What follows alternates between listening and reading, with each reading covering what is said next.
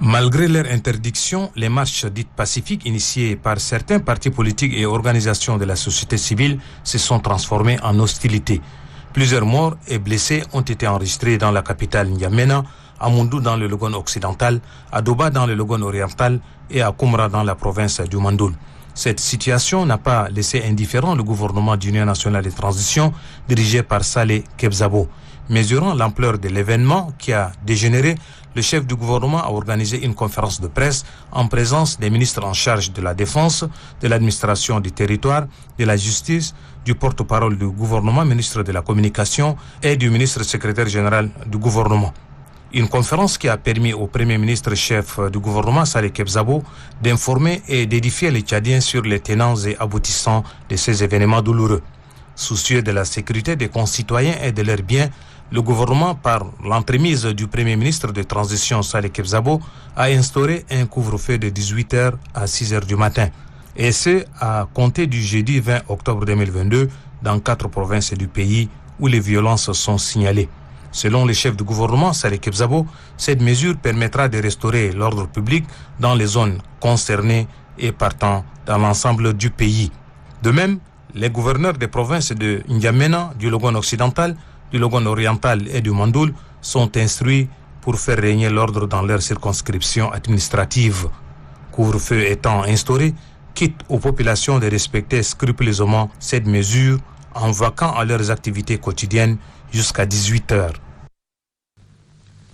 Depuis quelques jours, en effet, à l'approche de leur date fatidique du 20 octobre, ils ont tenu de nombreuses et interminables réunions sans se mettre toujours d'accord sur leur marche dite pacifique, en passant par un parti politique quasiment inconnu pour en faire la demande. Le ministre de la Sécurité publique l'a évidemment interdite et malgré cela, ils se sont résolus à organiser leur projet diabolique et meurtrier. Très tôt la nuit dernière, ils se sont répartis en petits groupes dispersés essentiellement dans les 1er, 7e et 9e arrondissements de N'Djamena, armés de gourdins, de machettes, de flèches et de lance-pierres. Leur technique éprouvée, acquise par plus de 1500 jeunes lors d'une récente formation à la guérilla urbaine, était une mobilité constante et rapide après chaque coup perpétré. Comme on le verra plus tard, certains disposaient même d'armes à feu, utilisées pour en faire porter la responsabilité aux forces de l'ordre. Les événements se passeront bel et bien ainsi.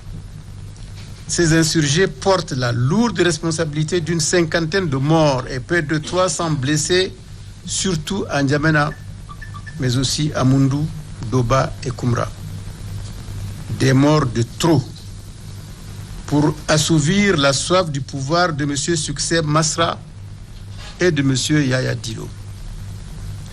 Le premier ne disait-il pas d'ailleurs qu'il se contenterait seulement de 4 à 5 morts pour alimenter sa campagne internationale de dénigrement et de disqualification du gouvernement?